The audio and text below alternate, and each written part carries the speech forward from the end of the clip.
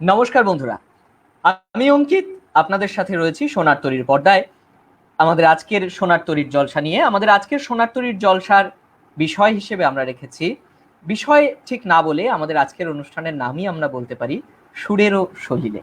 আমাদের সাথে আজকের এই অনুষ্ঠানে সলিল চৌধুরী স্মরণে যুক্ত হয়েছেন বাংলাদেশ থেকে বিশিষ্ট গণসঙ্গীত শিল্পী। বাংলাদেশের গণসঙ্গীতের কথা বললে যার নাম সর্বাগ্রে উঠে আসে সেই প্রখ্যাত গণসঙ্গীত শিল্পী ফকির আলমগীর আমাদের সাথে যুক্ত হয়েছেন। জনাব ফকির আলমগীর সাহেবকে আমি সোনার তরীর পর্দায় স্বাগত জানাই। নমস্কার। আমাদের সাথে আজকের অনুষ্ঠানে যুক্ত হয়েছেন আমাদের খুব কাছের মানুষ, আমাদের সকলের জানা, সকলের চেনা যাদবপুর বিশ্ববিদ্যালয়ের অবসরপ্রাপ্ত রেজিস্ট্রার একাধারে তিনি রজত বন্দ্যোপাধ্যায়, মাননীয় শ্রী রজত বন্দ্যোপাধ্যায়। আবার তিনি ভারতবর্ষের গণতান্ত্রিক লেখক শিল্পী সংঘের সারা বাংলা সাধারণ সম্পাদক। তাকে আমরা সোনার তরীর পর্দায় স্বাগত জানাই। নমস্কার। আমাদের সাথে আজ যুক্ত রয়েছেন যিনি বিশিষ্ট সঙ্গীত শিল্পী এবং সমাজসেবী, দিল্লি থেকে যুক্ত হয়েছেন তপতি মুখোপাধ্যায়। তপতি মুখোপাধ্যায়কে আমরা স্বাগত জানাই সোনার তরীর পর্দায়।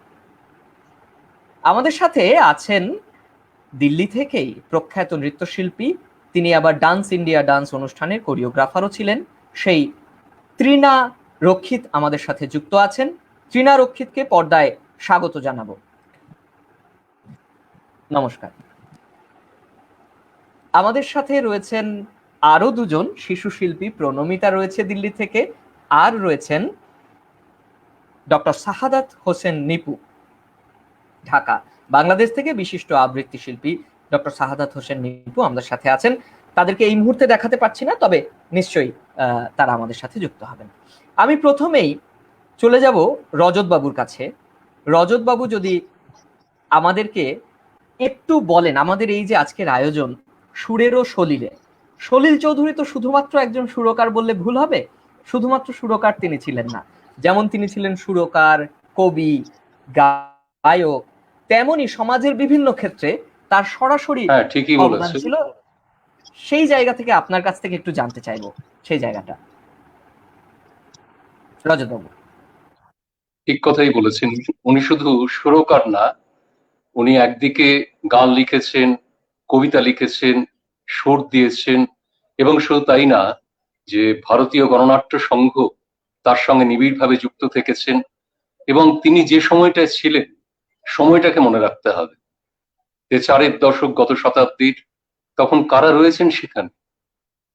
দেখুন, ছবি আঁকছেন দেবব্রত মুখোপাধ্যায়, চিত্তপ্রসাদ, সোমনাথ হোড়, গানে রয়েছেন হেমাঙ্গ বিশ্বাস, জ্যোতিরিন্দ্র মৈত্র, বিনয় রায়। আবার যারা সুর দিচ্ছেন, গান গাইছেন, কবিরা কারা রয়েছেন, সুভাষ মুখোপাধ্যায় রয়েছেন বিমল চন্দ্র ঘোষ, কিরণ শঙ্কর সেনগুপ্ত। এইরকম একটা সময়, এবং তার যে পারিবারিক যে পরিবেশ ছিল, সেটাও কিন্তু তাকে এগোতে অনেক সাহায্য করেছে। তার বাবা, তিনি সঙ্গীতের সঙ্গে যুক্ত ছিলেন। তার জ্ঞাতি দাদা নিখিল বন্দ্যোপাধ্যায় তার সঙ্গে ঘনিষ্ঠভাবে যুক্ত। তিনি পাশ্চাত্য সঙ্গীত, আমাদের দেশের বিভিন্ন রকমের বাদ্যযন্ত্র, এই সমস্ত ব্যাপার নিয়ে তিনি মেতে উঠেছিলেন। এবং এই পরিবেশ থেকে যখন তিনি এবং গণনাট্য তাকে যেরকম তৈরি করেছে, আবার তিনিও কিন্তু গণনাট্যকে একটা নতুন চেহারা দিলেন, এটাও খেয়াল রাখতে হবে। অর্থাৎ যে প্রথাগত যে ধারাটা ছিল তার থেকে তিনি বেরিয়ে এলেন। অর্থাৎ গান যেভাবে চলতো তার সঙ্গে তিনি একটা অন্য মাত্রা যুক্ত করলেন। এইটা হচ্ছে তার বৈশিষ্ট্য। এবং গান নিয়ে আমি বলবো না, এখানে যারা আছেন তারা অনেক বেশি জানেন।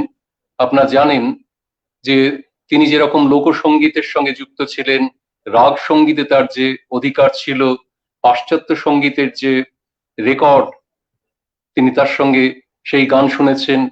তিনি অর্কেস্ট্রা দল তৈরি করেছেন আইপিটি এর মধ্যে। ভাবা যায় না এবং তার বৌদি তিনি ছিলেন আবার রবীন্দ্রসঙ্গীত গাইতেন।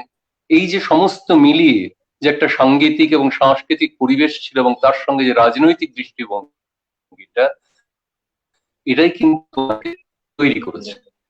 আমার যেটা ভাবতে ভালো লাগে যে তার সঙ্গে যখন আমার যোগাযোগটা হয়, সেটা হচ্ছে প্রথম এই ৭৭-৭৮ সালে তিনি কলকাতায় আসেন। আমি তো অবাক বিস্ময়ে তাকে দেখছি যে যার সঙ্গে কথা বলছি তিনি সলিল চৌধুরী। এটা এখন ভাবলে আমার বিস্ময় লাগে। এবং তারপর তার কতবার তার বাড়িতে গেছি, সেখানে তিনি খুব আড্ডাবাজ ছিলেন এবং সেই আড্ডার মধ্যেও কিন্তু তার একটা রাজনৈতিক যে দৃষ্টিভঙ্গি সেটা কিন্তু খুঁজে পেতাম আমরা। তিনি সবসময় এই সমাজ বদলের কথা ভাবতেন, সমাজতন্ত্রের কথা ভাবতেন, তিনি কমিউনিস্ট আন্দোলনের কথা বলতেন, কৃষক আন্দোলনের কথা বলতেন, কেমন ভাবে তার বড় হয়ে ওঠা, কোন ব্যাকগ্রাউন্ড থেকে তিনি উঠে এসছেন, কিরকম ভাবে কৃষক আন্দোলনের সঙ্গে যুক্ত হয়েছে, এই সব কথা তিনি গল্প করে করে বলতেন আর আমরা শুনতাম। একজন বন্ধু আমরা যেতাম, আমরা শুনতাম। এটা আমার জীবনের একটা মানে কি বলবো, একটা অমূল্য অভিজ্ঞতা। এর মধ্যে দিয়ে আমরা সলিলদার কাছাকাছি এসেছি। তারপর তার কবিতা আমরা আবৃত্তি করেছি এবং তার ছড়া আমরা বলেছি। কাজে এই যে সব মিলিয়ে একজন মানুষ, সৃষ্টিশীল মানুষ, সৃজনশীল মানুষ, সেরকম মানুষকে আমরা খুঁজে পেয়েছি। তখন একটা কিন্তু পরিবর্তন এসে গেল। একটা অদ্ভুত ভাবে তিনি সমস্ত বলছেন, কিন্তু তার সঙ্গে এমন সুরে নিয়ে এলেন যে বাংলা সঙ্গীতের জগতে একটা কিন্তু নতুন দিগন্ত তিনি উন্মোচিত করলেন। সেই সলিলদাকে আজকে তার সম্বন্ধে আলোচনা হচ্ছে এবং সেখানে আমি রয়েছি, এটা ভাবতে আমার গর্ব অনুভব হচ্ছে। আমি কৃতজ্ঞ আপনাদের কাছে। অসংখ্য ধন্যবাদ জানাই রজত বন্দ্যোপাধ্যায়, বিশিষ্ট সাংস্কৃতিক ব্যক্তিত্ব, সেই সাথে তিনি ভারতের যে গণতান্ত্রিক লেখক শিল্পী সংঘ তার সারা বাংলা সাধারণ সম্পাদক, আবার তিনি ছিলেন যাদবপুর ইউনিভার্সিটির অবসরপ্রাপ্ত রেজিস্ট্রার। তার সঙ্গে সলিলবাবুর জীবনের অনেক স্মৃতি জড়িয়ে আছে, আমরা জানি, সেগুলোও আমরা শুনবো। তার অনেক অভিজ্ঞতা হয়েছে আমি জানি। আমি একটু চলে যাব জনাব ফকির আলমগীর সাহেবের কাছে, তার কাছ থেকে যদি দু কথা শুনতে পাই। ধন্য আমি জন্মেছি মা তোমার ধুলিতে, জীবনে মরণে তোমায় চাই না ভুলিতে, তোমার তরে স্বপ্ন রচি, তোমার আমার যত গান, তোমার কারণে দেব জীবন বলিদান। ধন্য আমি জন্মেছি মা তোমার ধুলিতে, জীবনে মরণে তোমায় চাই না ভুলিতে, তোমার তরে স্বপ্ন রচি আমার যত গান, তোমার কারণে দেব জীবন বলিদান।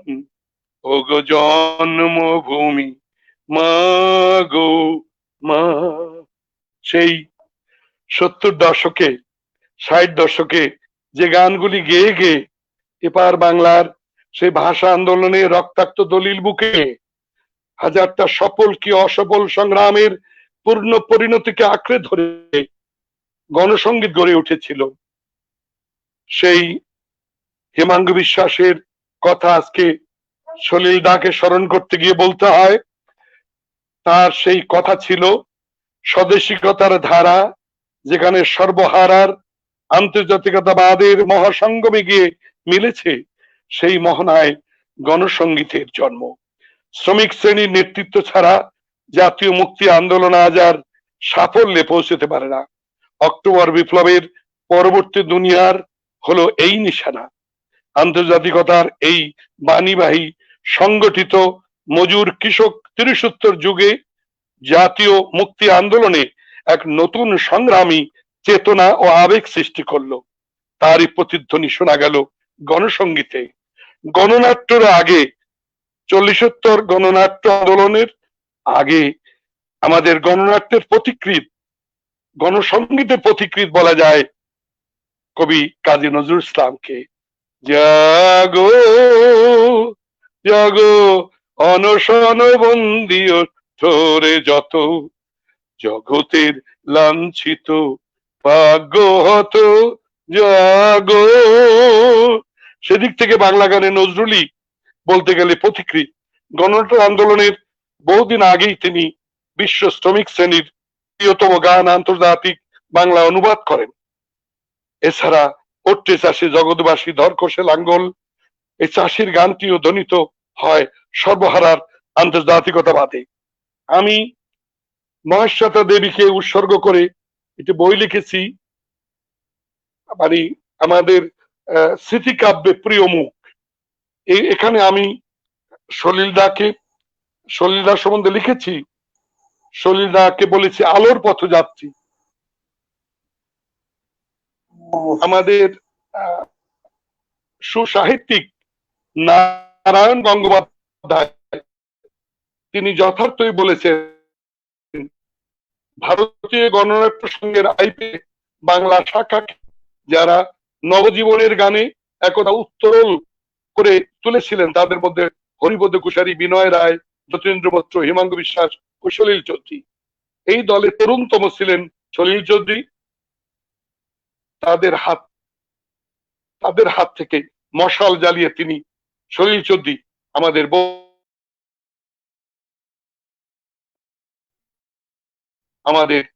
মানে গান আমাদের চিরকালীন জাতীয় সম্পদ পরিণত হয়েছে। যেমন সঙ্গীত সঙ্গে যুক্ত হয়ে গণশব্দটি যুক্ত হয়ে যে সঙ্গীত ভাষার জন্ম দিল, সেটাই হচ্ছে আমাদের, আমার মনে হয় সেটাই হচ্ছে আমাদের গণসঙ্গীত।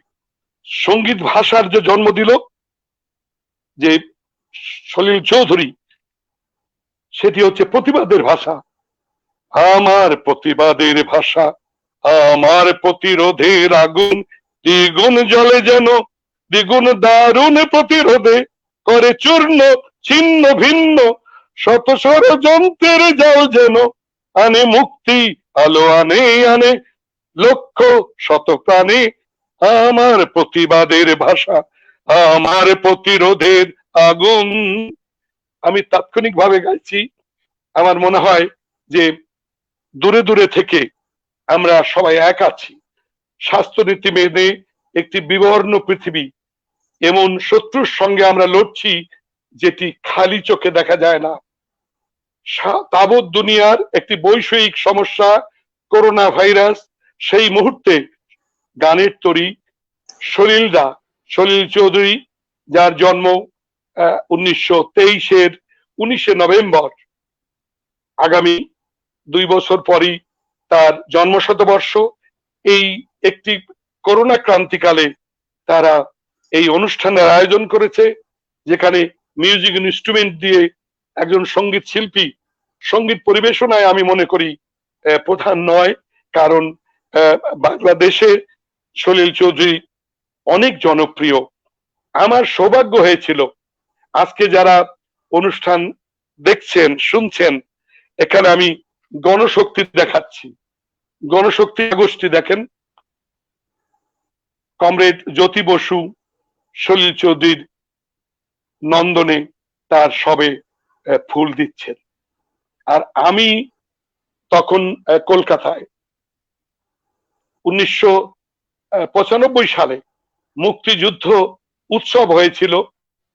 এপার বাংলা ওপার বাংলা রাজনীতিবিদ, বুদ্ধিজীবী, শিল্পী, সাহিত্যিক সবাই ছিল।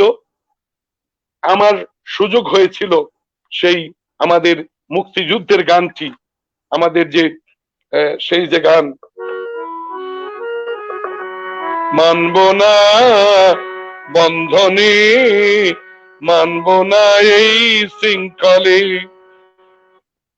মানব না বন্ধনে, মানব না এই শৃঙ্খলে, মুক্ত মানুষের স্বাধীনতায় অধিকার, মুক্ত মুক্ত মানুষের স্বাধীনতায় অধিকার, মুক্ত মানুষের স্বাধীনতায় অধিকার খর্ব করে যারা ভিন্ন কৌশল না, বন্ধনে মানব না এই শৃঙ্খলে।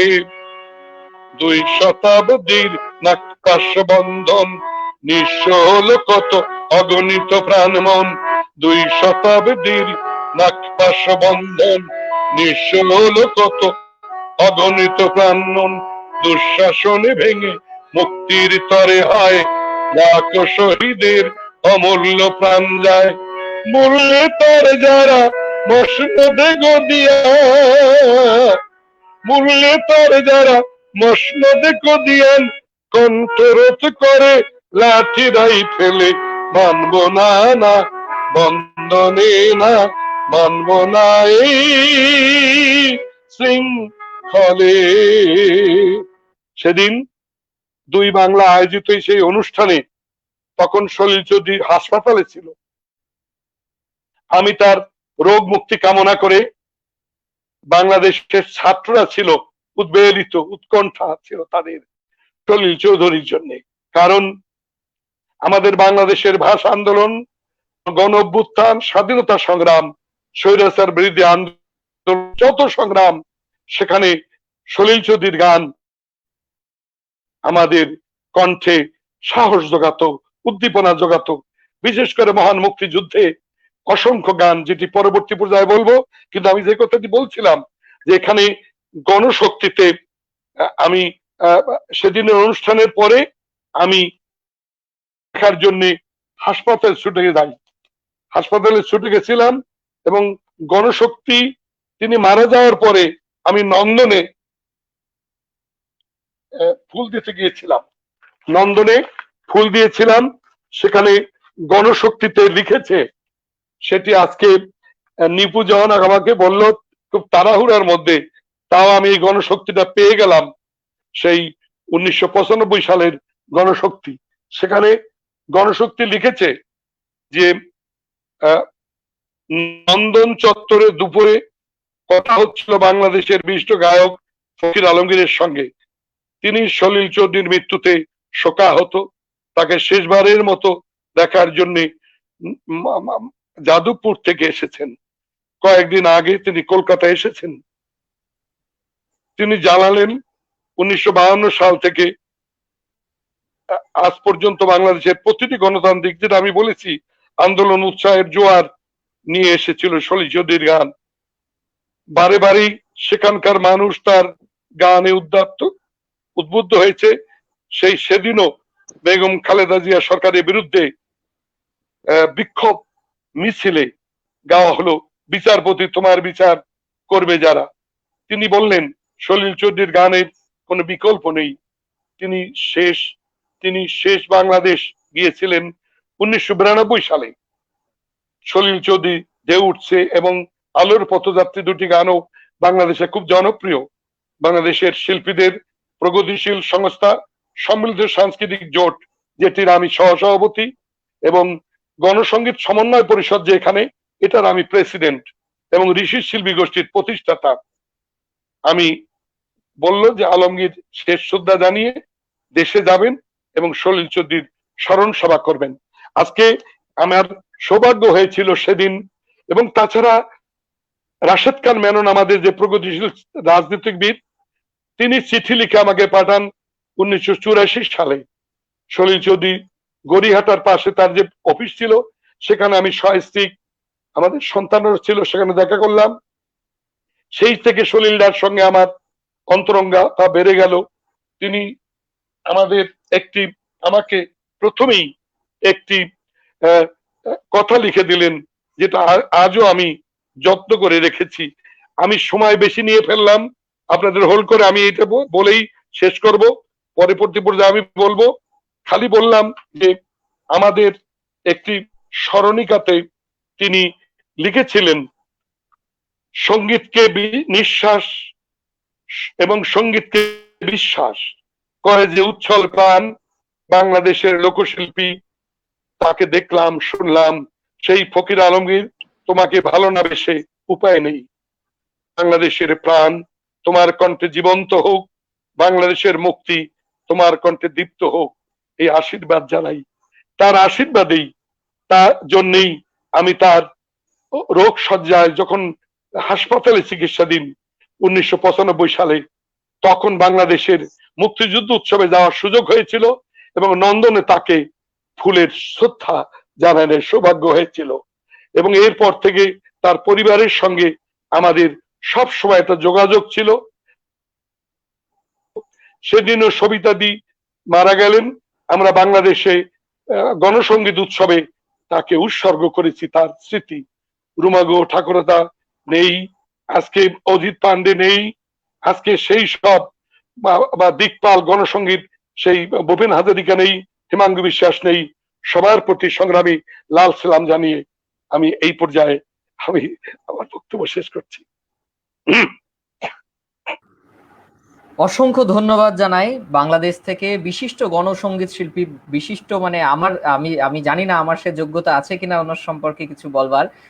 উনি বাংলাদেশে গণসংগীতের কথা উঠলেই ফকির আলমগীর প্রায় সমর্থক, সেই জায়গা থেকে উনি আমাদের সাথে যুক্ত হয়েছিলেন। সোনার তরীর পর্দায় ওনার কথা আমরা শুনলাম, সমৃদ্ধ হলাম।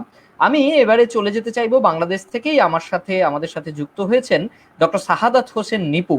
আমি উনার দু কথা শুনে আমি তপতি মুখার্জি, বিশিষ্ট সঙ্গীত শিল্পী এবং সমাজসেবী, দিল্লি থেকে আমাদের সাথে রয়েছেন, তার কাছে যাব। আমি ডক্টর শাহাদাত হোসেন নিপুর কথা একটু শুনতে চাইব।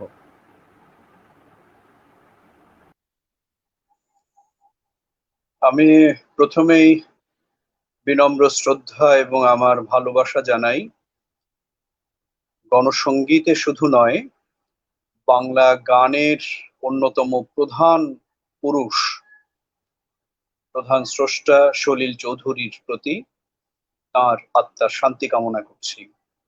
আমি লক্ষ্য করছি যে আমার এই অনুষ্ঠানে যুক্ত হওয়ার পেছনে অঙ্কিতের যে ভূমিকা এবং অঙ্কিতের সাথে যোগাযোগ হওয়ার পরে যে মানুষগুলোর সাথে আমি এই সময় মানে এই বৈশ্বিক বিপর্যয়ের এই সময়টায় আমরা যে মানুষগুলোর সাথে সংযুক্ত হতে পারছি, তাদের মধ্যে আমি আজকে লক্ষ্য করছি আমার অত্যন্ত একজন প্রিয় মানুষ, প্রিয় ব্যক্তিত্ব রজত বন্দ্যোপাধ্যায়, যার মেয়ে হচ্ছে আসলে আমার বন্ধু।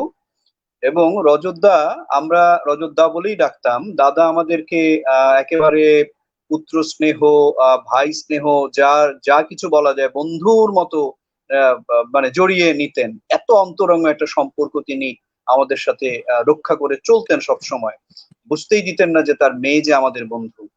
যাই হোক, আমি তার প্রতি আমার প্রণাম জানাই, শ্রদ্ধা জানাই। এবং আমি লক্ষ্য করছি যে বাংলাদেশের শুধু নয়, এই বর্তমান সময়ের আমাদের গণসংগীতের অন্যতম দিকপাল ফকির আলমগীর, যিনি আমাদের বাংলাদেশের বিশেষ করে 1975 পরবর্তী, অর্থাৎ আমাদের বাঙালি জাতির পিতা,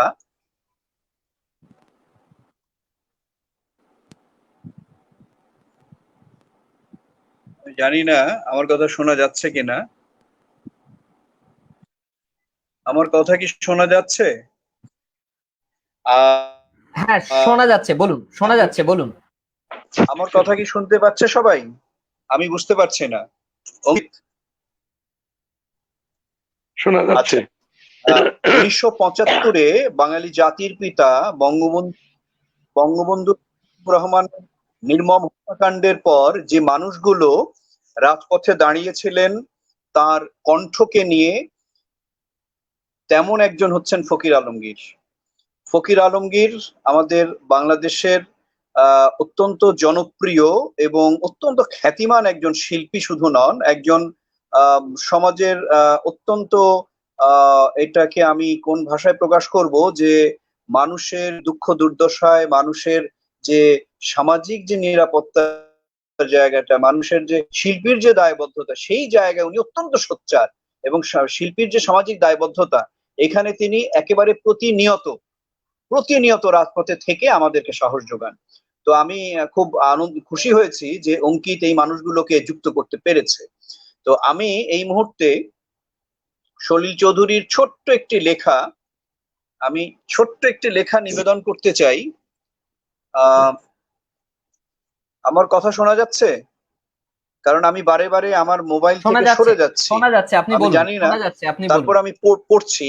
শোনা এই যাচ্ছে, কবিতার বলুন। শিরোনাম হচ্ছে, তার অনেকগুলো কবিতা আছে, তার মধ্যে খুব জনপ্রিয় কবিতাগুলো আমি অনুরোধ করব যে রজতদা অসাধারণ আবৃত্তি করেন, বিশেষ করে শপথ এবং আরো কিছু কবিতা সলিল চৌধুরী আমি নিজে শুনেছি, সেটা আমি মনে করতে পারছি। প্রায় 28 বছর আগে, 26 বছর আগে আমি যখন কলকাতায় ভারত সরকারের বৃত্তি নিয়ে পড়াশোনা করার সুযোগ পেয়েছিলাম, সে সময় আমি দেখি যে রজত বন্দ্যোপাধ্যায়ের অসাধারণ যে আবৃত্তি। আমি জানি না দাদার শারীরিক অবস্থা এখন কেমন, আমি তো দেখছি খুব ভালোই আছেন উনি এখনো। এই বয়সে উনি চিরতরুণের মতো আমাদের সাথে লড়ে যাচ্ছেন। তো আমি তাকে অনুরোধ করব যে সলিল চৌধুরীর যে যে কবিতাগুলো দিয়ে, যে গানগুলো দিয়ে সলিল চৌধুরীকে চেনা যায়, সলিল চৌধুরীর যে চরিত্র, যেটা ফকির আলমগীর এবং রজতদা বললেন কিছুক্ষণ আগে, আমি খুব মনোযোগ দিয়ে শুনেছি, তো সেই কবিতাগুলো যাতে রজতদা পড়েন। আমি একেবারেই অপ্রচলিত এইরকম একটি কবিতা পড়ছি, খুব ছোট্ট কবিতা, এর শিরোনাম হচ্ছে বয়স।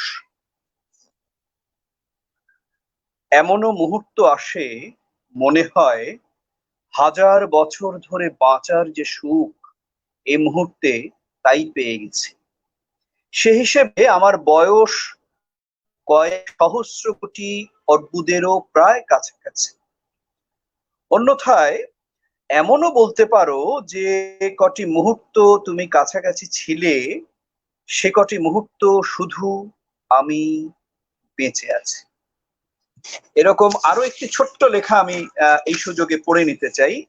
এটাও খুব বেশি পঠিত নয় কবিতাটি, এর নাম হচ্ছে ফাঁস।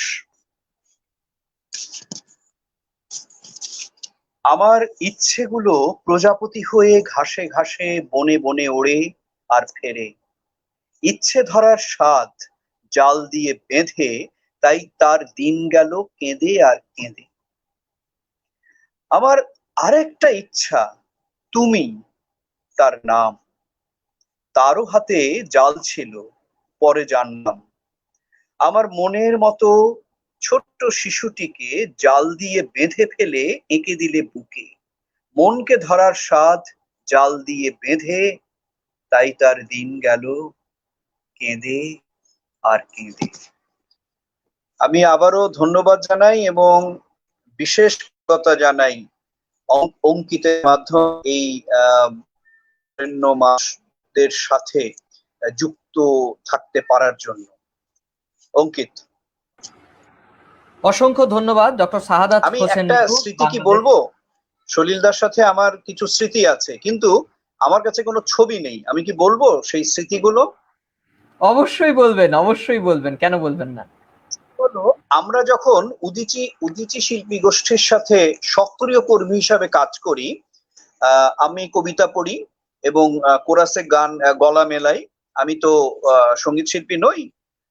তো 1989-এ ফকির আলমগীর বলছিলেন যে 1989-এ যখন সলিল চৌধুরী তার দুই কন্যা অন্তরা চৌধুরী সঞ্চারী এবং তার স্ত্রী সবিতা চৌধুরী সহ বাংলাদেশে উদীচীর আমন্ত্রণে এলেন, তখন আমার সুযোগ হয়েছিল তার পরিবারের সাথে খুব ঘনিষ্ঠ হওয়ার, সান্নিধ্যে আসার। সেটি ছিল, ওনাদেরকে আমরা গুলশানে একটি বাড়িতে রেখেছিলাম এবং তৎকালীন, আমি এই সুযোগে কৃতজ্ঞতা জানাই আমাদের তৎকালীন বাংলাদেশ উদীচী শিল্পী গোষ্ঠীর যিনি সভাপতি ছিলেন, আমাদের বরেণ্য বুদ্ধিজীবী অধ্যাপক পান্না কায়সার, শহীদ বুদ্ধিজীবী শহীদুল্লাহ কায়সারের সহধর্মিণী। তো তিনি উদীচীর সভাপতি ছিলেন তখন, এবং তার মেয়ে আমাদের দেশের খ্যাতিমান অভিনেত্রী এবং সাংস্কৃতিক ব্যক্তিত্ব শমী কায়সার, আমাদের বন্ধু। আমরা তার দেখভালের দায়িত্বে আমরা ছিলাম। আমরা তখন একেবারেই কি বলবো যে কৈশোর উত্তীর্ণ এইরকম একটা বয়স, আমাদের কৈশোরই বলা যায় এইরকম। তো আমরা প্রতিদিন ওই যে রুটিন ওয়ার্ক, যে সকালের নাস্তাটা ঠিক মতো ওনারা পেলেন কিনা, তারপর দুপুরের খাবার, রাতের খাবার একসাথে ওনাদেরকে নিয়ে আসা, স্বেচ্ছাসেবক হিসেবে আমাদের শিল্প একাডেমিতে সেই সময় আমাদের প্রতিষ্ঠা বার্ষিকী এবং জাতীয় সম্মেলন হয়েছিল। তো সেই স্মৃতিগুলো আমাকে কি বলবো যে খুব তাড়িত করছে। এবং উনি এই বাংলাদেশে আসার সময় উনি একটি গান, নতুন গান বেঁধেছিলেন, যেটি এখন খুব জনপ্রিয়। আমি জানি না ফকির আলমগীর যদি একটু আমাদের ইয়ে করেন, ওই যে এই দেশ ধন ধান্যে জ্ঞানে গুণে এইরকম কথাগুলো ধন্য হবে। নিশ্চয়ই আলমগীর ভাই মনে করছেন গানটি, এবং গাইছেন। আমি অবশ্যই তাকে অনুরোধ করব এই গানটি যেন উনি আমাদের একটু গেয়ে শোনান। আর সলিল চৌধুরীর সাথে কলকাতায় আমার কোনো স্মৃতি নেই সে অর্থে, তবে আমি সলিল চৌধুরীর আমি যখন কলকাতায় যাই 1992-এ, আমার ঠিক এই মুহূর্তে মনে করতে আমি পারছি না যে সলিল চৌধুরীর প্রয়াণ দিবসটা কবে, আমি ঠিক মনে করতে পারছি না। তবে সলিল চৌধুরীর সাথে এই সুযোগে এই স্মৃতিগুলো বলে আমার কাছে খুব ভালো লাগছে, এবং আমাদের ছবি নিশ্চয়ই খুঁজলে পাওয়া যাবে। তো সেই সময় আমরা বেশ কয়েকটা দিন আমরা একসাথে কাটিয়েছি, হই হুল্লোড় করেছি, এবং আমাদেরকে নিয়ে একেবারে পারিবারিক ভাবে গুলশানের যে বাড়িতে তাদেরকে রাখা হয়েছিল সেখানে গোল হয়ে বসে বিছানার উপরে, এবং সমস্ত কর্মীরা আমরা ফ্লোরিং করে, মানে একদম ফ্লোরের উপরে ম্যাট বিছিয়ে চমৎকার করে, আমার একটা অন্যরকম পরিবেশ হতো। যেদিন আমাদের অনুষ্ঠান থাকতো না সেদিন সলিল দা, তারপরে আরো এসেছিলেন, আবৃত্তি করতে এসেছিলেন পরিচয় বসু, যিনি আরণ্যক বসু নামে কবিতাও লেখেন, কবি হিসাবে পরিচিত তিনি। তারপর অমিতাভ দাশগুপ্ত, কবি অমিতাভ দাশগুপ্ত, উনি এসেছিলেন। তো এই মানুষগুলোকে খুব কাছে থেকে আমি দেখেছি, এবং তাদের খুব অনেক কথা শোনার আমার সুযোগ হয়েছে। এই সুযোগে আমি কথাগুলো বলে নিলাম। অনেক অনেক ধন্যবাদ এবং কৃতজ্ঞতা জানাই অঙ্কিতের মাধ্যমে এই সোনার তরীর প্রতিষ্ঠানের প্রতি। অসংখ্য ধন্যবাদ। ডক্টর শাহাদাত হোসেন নিপু ঢাকা বাংলাদেশ থেকে আমাদের সাথে যুক্ত হয়েছিলেন। বিশিষ্ট আবৃত্তিকার এবং সাংস্কৃতিক ব্যক্তিত্ব নিপু সাহেব আমাদের সাথে ছিলেন। আমাদের মধ্যে রয়েছেন সোনার তরীর কর্ণধার শুভাশিস দত্ত, আমি তার কাছে যাব, তবে তার আগে আমাদের সাথে রয়েছে শিশু শিল্পী প্রণমিতা। সে ছোট মানুষ, দিল্লির মানুষ, সেইভাবে বলতে গেলে সে কিন্তু বাঙালিও নয়, তার পুরো নাম প্রণমিতা আনন্দ, কিন্তু তিনি সলিল চৌধুরীর একটি গানের সাথে একটু ছোট্ট করে নাচ করতে চান। আমি তাকে একটু সুযোগ দেব, কারণ সে ছোট মানুষ, তার আবার কাল স্কুল আছে, সে হয়তো আমাদের মতো এতটা সময় থাকতে পারবে কিনা। আমি একটু তাকে সময় দেবো আপনাদের অনুমতি সাপেক্ষে। প্রণমিতার নাচটা আমরা দেখতে চাইবো। প্রণমিতা।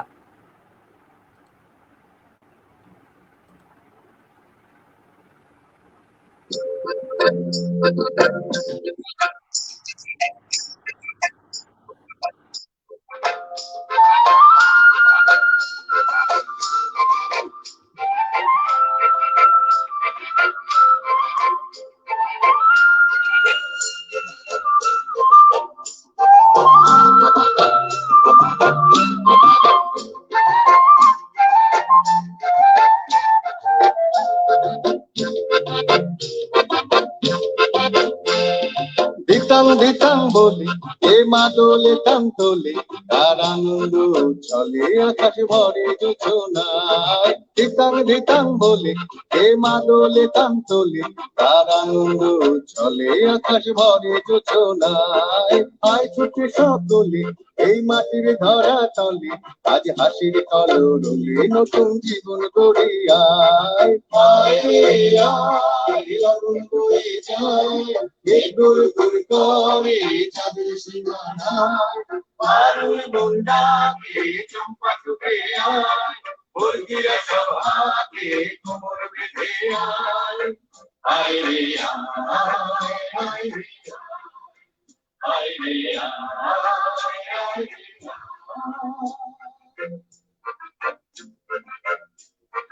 চিনাক নাথিন চিনা এই বাজারে টানবি না, আজ সবার মিলন বিনা এমন জীবন বৃথা যায়। চিনাক নাথিন চিনা এই বাজারে টানবি না, আজ সবার মিলন বিনা এমন জীবন বৃথা যায়।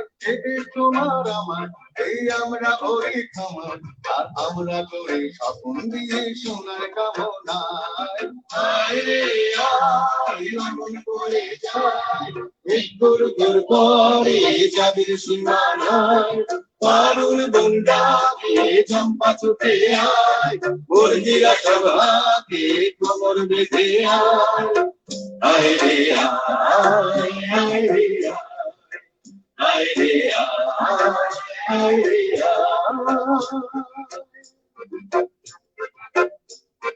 নিতাম নিতাম বলে এই মাদলে কাম বলে তার আনন্দ উচ্ছলে আকাশ ভরে যোজনায় নিতাম নিতাম বলে এই মাদলে কাম বলে তার আনন্দ উচ্ছলে আকাশ ভরে যোজনায় আয় ছুটে সকলে এই মাটির ধারা তলে আজ হাসির কলরলে নতুন জীবন গড়ে আয় আয় রে আয়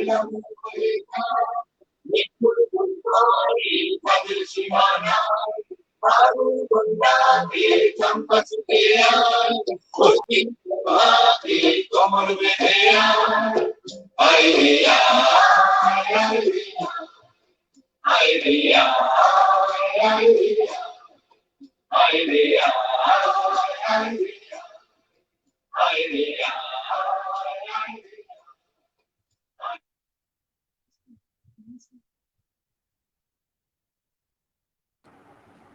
অসংখ্য অসংখ্য ধন্যবাদ জানাই প্রণমিতাকে। সে ছোট্ট বন্ধু আমাদের সোনার তরীর সাথে যুক্ত হয়ে এত সুন্দর করে একটি গান এর উপর, সলিল চৌধুরীর একটি গানের উপর নাচ করে সে আমাদের দেখালো।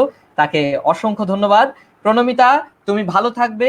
তোমার কাছ থেকে শুধুমাত্র গান নাচ নয়, এই যে মানুষগুলো যাদের সৃষ্টিকে তুমি সকলের সামনে ফুটিয়ে তুলছো তাদের বিষয়ে আরো জানবে এই আশা রেখে আমি পরবর্তী অনুষ্ঠান এগিয়ে নিয়ে যাব।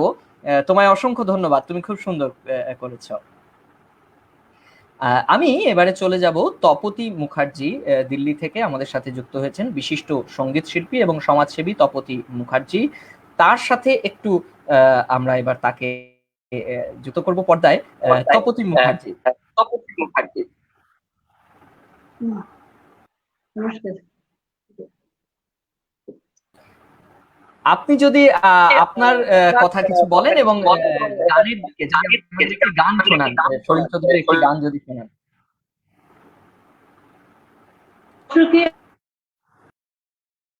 আর আমরা গণসঙ্গীতের চোখ ফোটা মুখ ফোটা যাই বলুন, আমাদের সলিল চৌধুরীর একটি বিখ্যাত গান দিয়েই আমরা শিখেছি।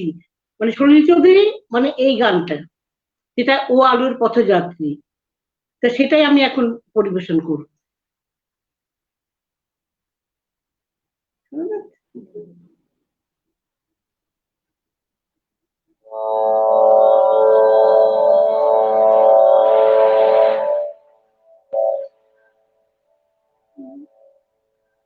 ও আলোর পথযাত্রী আছে এখানে থেমোনা, এ বালুর চরে আশার তরুণী তোমার যেন বেদনা, আমি শ্রান্ত যে আমি যে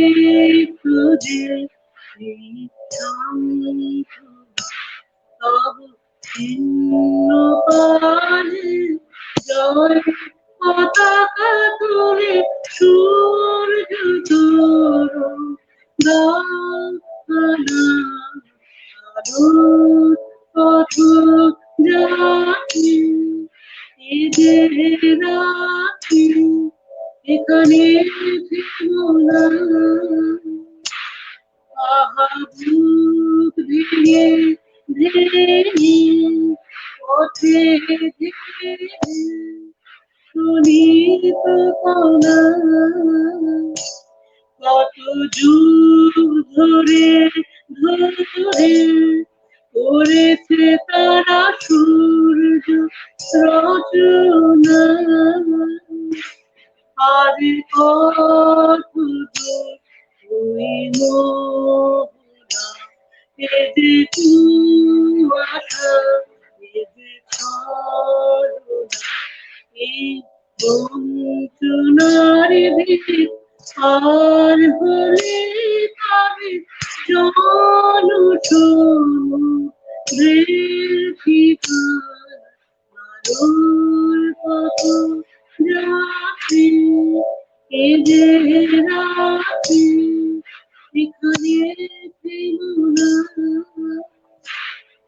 আহ্বান শোনো আহ্বান, পাশে মাঠঘাট বন পেরিয়ে, প্রস্তর বাধা প্রস্তর ঠেলে বন্যার মতো পেরিয়ে।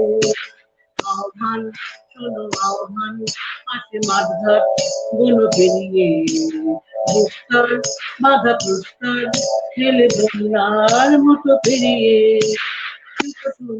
শুনতি দিয়েছে তারা জীবগিরি সুন্দরী সূর্যের ইশারা, শুভ শুনতি দিয়েছে তারা জীবগিরি সুন্দরী সূর্যের ইশারা। যাত্রা শুরু উত্তাল রোলে দুর্বার বেগে তটিনী, উত্তাল তালে উত্তম নাচে মুক্ত শত নটিনী। এই শুধু সুপ্ত যে নবপ্রাণে বেড়েছে, রণসাদে সেরেছে অধিকারে অর্জনে। এই শুধু সুপ্ত যে নবপ্রাণে বেড়েছে, রণসাদে সেরেছে অধিকারে অর্জনে। আহ্বান আহ্বান শোনো আহ্বান, হাতে মাঠঘাট বন পেরিয়ে, প্রস্তর বাধা প্রস্তর ঠেলে বন্যার মতো পেরিয়ে। আহ্বান শোনো আহ্বান, পাশে আহ্বান শোনো আহ্বান, পাশে আহ্বান শোনো আহ্বান।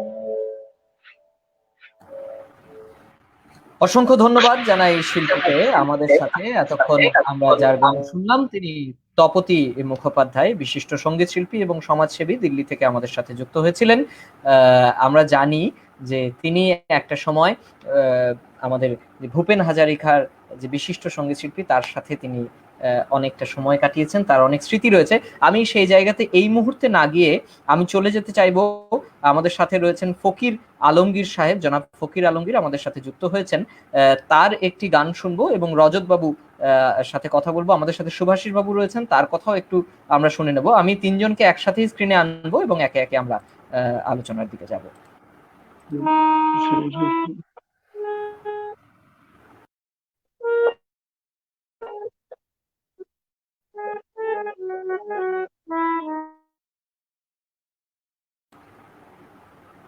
হ্যাঁ, আলমগীর সাহেব, আপনার একটি গান যদি আমরা শুনতে পেতাম প্রথমে।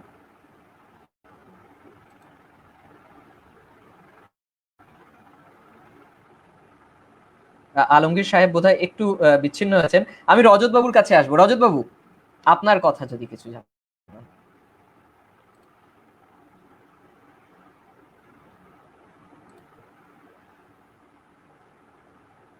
রজত বাবু, আপনি আমার কথা শুনতে পাচ্ছেন?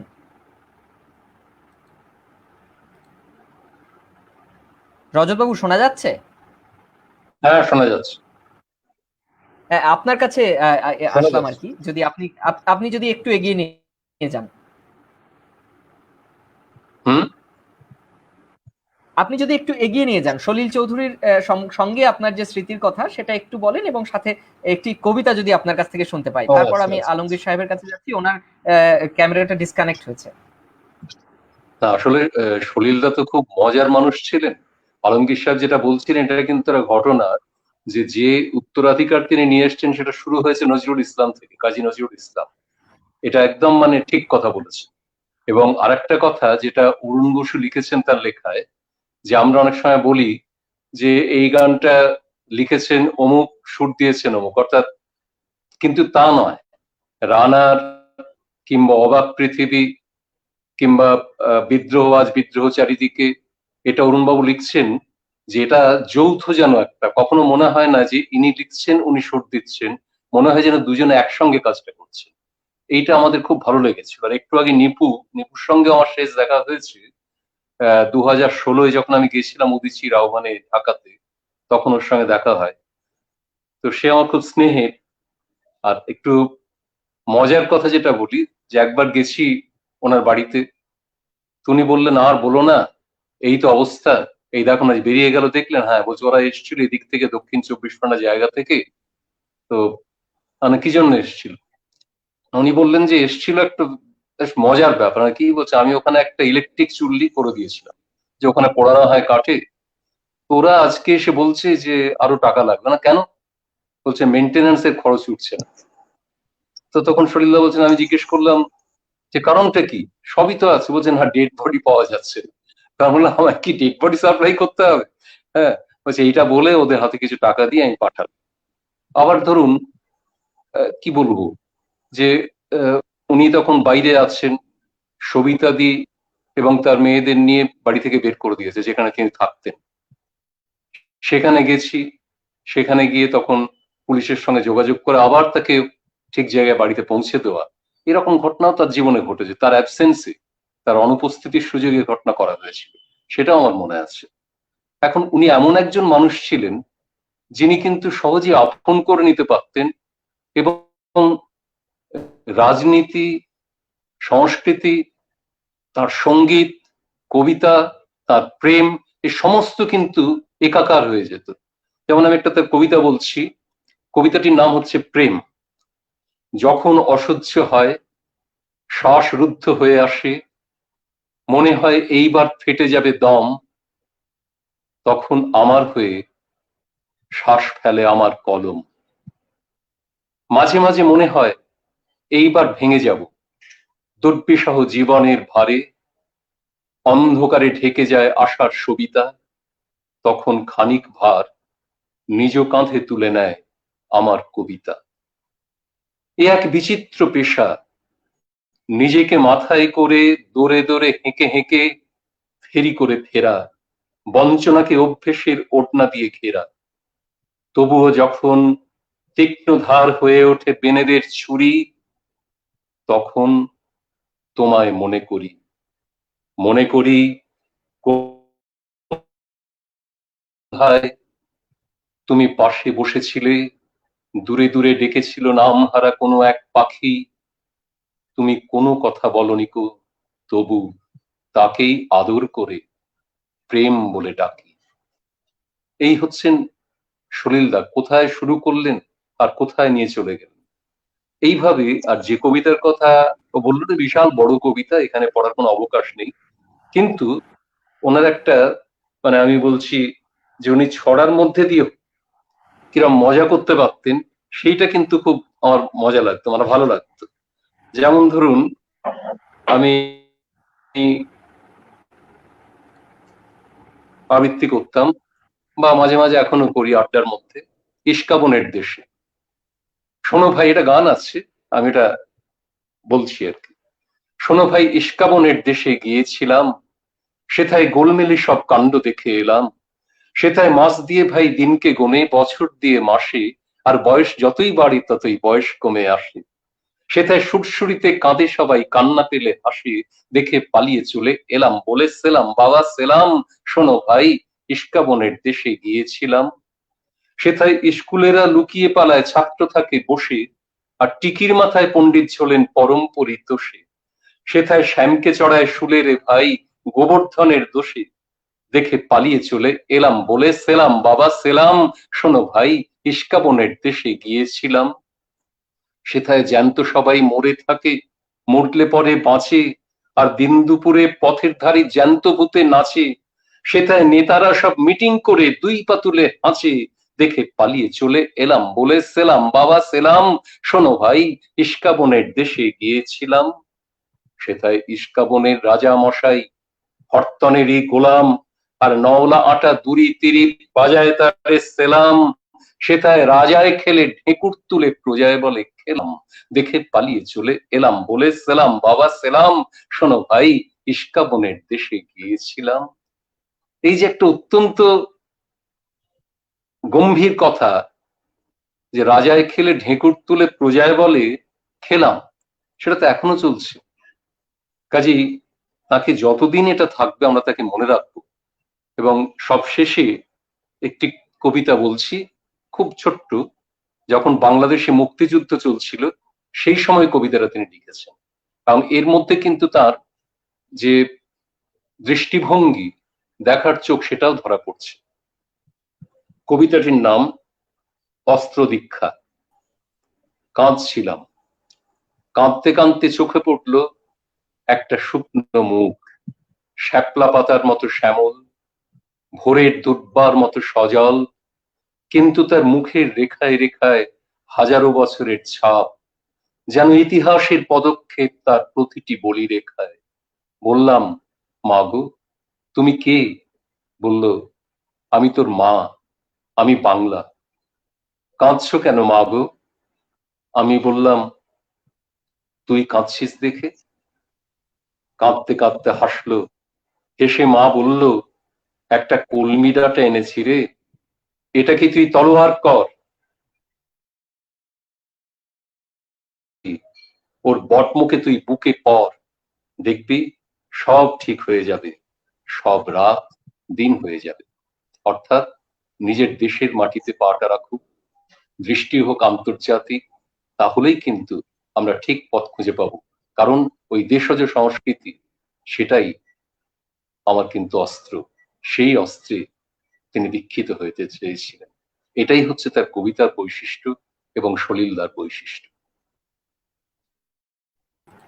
অসাধারণ অসাধারণ রজতবাবু, আপনি খুব সুন্দরভাবে আমাদের কাছে উপস্থাপন করলেন পুরো বিষয়টা। আপনি যে কথা বলছিলেন যে সলিল চৌধুরী খুব আমোদে মানুষ ছিলেন, আমি সেখান থেকেই একটা ছোট্ট কথা বলতে চাইবো। আমার যদি কোনো ভুল থাকে আমাকে সঠিক করে দেবেন। একবার সলিল চৌধুরী তিনি কিন্তু খুব সুন্দর রান্নাও জানতেন, আমি যতটুকু জানি।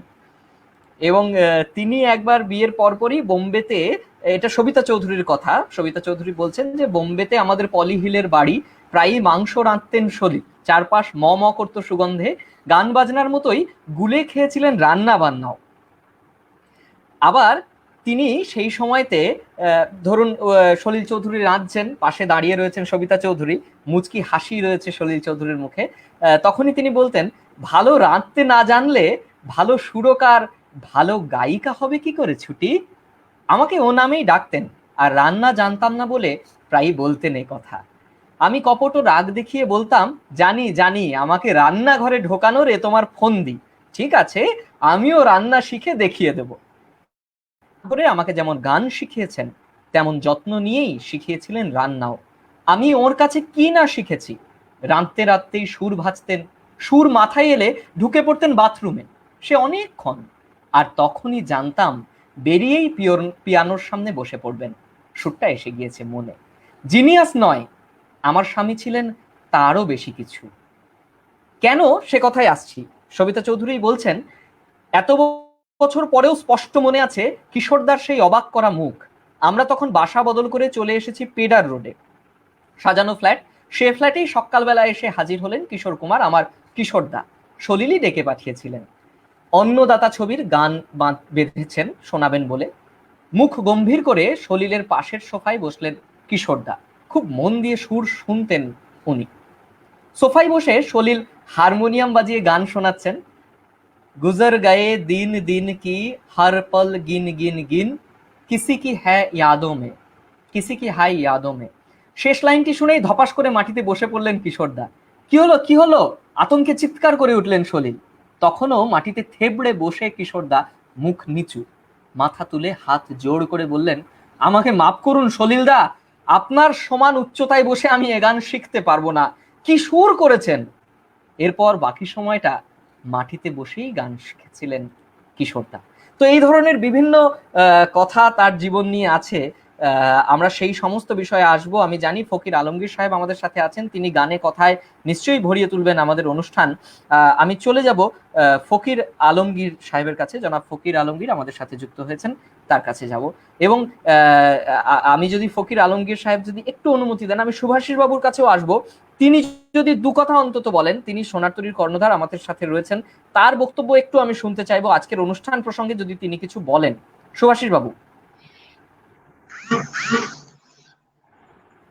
আমি সোনারতরীর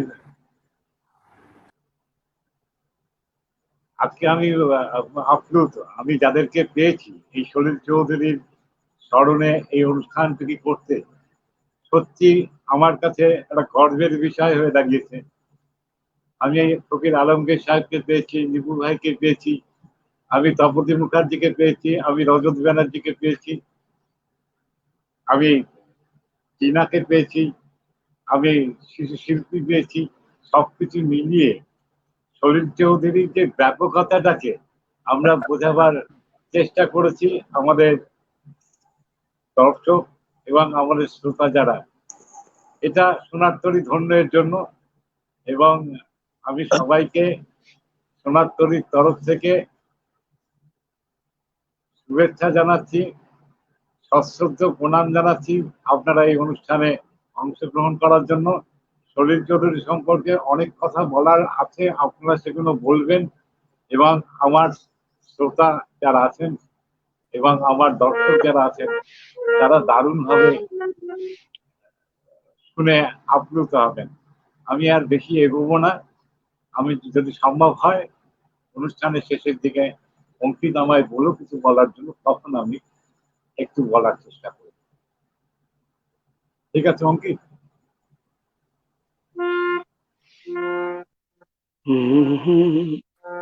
অবশ্যই অবশ্যই, ধন্যবাদ সুভাষিস বাবুকে। আমি এবার সরাসরি ফকির আলমগীর সাহেবের কাছে চলে যাব। ফকির আলমগীর সাহেব।